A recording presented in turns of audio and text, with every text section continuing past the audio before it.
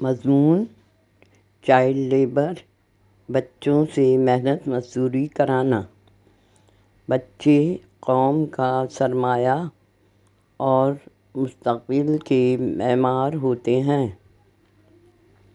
لیکن غیر ترقی یافتہ ایشیائی ممالک میں غربت اور بے روزگاری کے باعث شہروں، گاؤں اور دیہاتوں میں غریب اور پسماندہ طبقے کے لوگ مجبوراً اپنے بچوں کو بچپن ہی سے محنت مزدوری کرانے لگتے ہیں، یعنی 5 سے 16 سال کے کم عمر بچوں جن کی تعلیم کی ذمہ داری حکومت کی ہے، محنت مشقت کی چکی میں پس کر اپنا سنہری بچپن گروی رکھ دیتے ہیں۔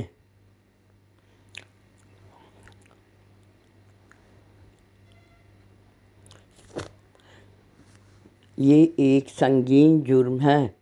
آئین پاکستان کے آرٹیکل 25A کے مطابق حکومت کو ان کی تعلیم، صحت اور دیکھ بھال کی ذمہ داری پر خصوصی توجہ دینا چاہیے۔ 1990 کے ہیومن سروے کے مطابق 11 ملین بچے محنت مزدوری کر رہے ہیں۔ یہ بچے مختلف دکانوں، ہوٹلوں، قالین بافی کے کارخانوں، اینٹوں کے بھٹوں، فیکٹریوں کے علاوہ گھریلو کام کاج نوکروں کی طرح کر کے اپنے گھروں کی کفالت کرتے ہیں۔ ان کم عمر اور معصوم بچوں سے بہت کم اجرت پر سخت کام لیے جاتے ہیں۔ گرمی ہو یا سردی سارے دن کام کرتے ہیں، حالانکہ ان کی عمر تعلیم حاصل کرنے کی ہے۔ امیر اور صاحب ثروت طبقہ ان کم عمر بچوں اور بچیوں سے گھر کے کام کاج کرانے، مثلاً بچے سنبھالنا، برتن کپڑے دھونا کے لیے ماہوار تنخواہ پر گھروں میں نوکر بنا کر رکھ لیتے ہیں، پھر ان میں ظلم و زیادتی بلکہ جسمانی تشدد کر کے ان پھول جیسے جسم پر اپنے جبر کی داستان رقم کر دیتے ہیں، یہاں تک کہ ان کو اپنی جان کے لالے پڑ جاتے ہیں۔